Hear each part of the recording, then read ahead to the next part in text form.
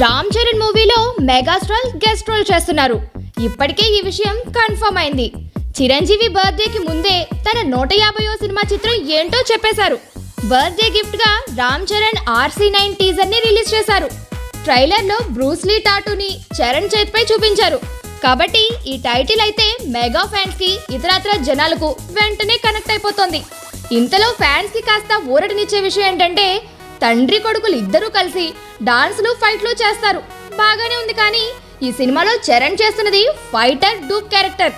అందుకే రాణా నాగ్ వంటి ఇతర హీరోలు కూడా ఇలా కనిపించి అలా వెళ్ళిపోయే క్యారెక్టర్స్ చేస్తున్నారు. ఇప్పుడు చిరంజీవి కూడా ఈ సినిమాలో తన real life character megastar role నే పోషిస్తారని అర్థం చేసుకోవచ్చు. కాకపోతే మిగతా స్టార్స్ మాదిరిగా కాకుండా కాస్త పెద్ద రోల్ చేసే ఛాన్స్ ఉంటుంది. డాన్స్ ఫైట్ జోడించి ఉంటారు చిరు కోసం.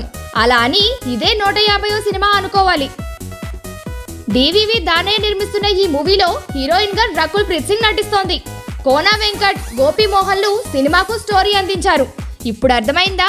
రామ్ చరణ్ స్టంట్ మాస్టర్ గా నటించే సినిమాలో మెగాస్టార్ ఓ మెగాస్టార్ గా నటిస్తున్నాడన్నమాట.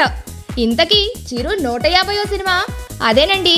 గెస్ట్ రోల్ గా నటించబోయే రామ్ చరణ్ సినిమాలో చిరు కనిపించబోయేది 15 నిమిషాలు మాత్రమే.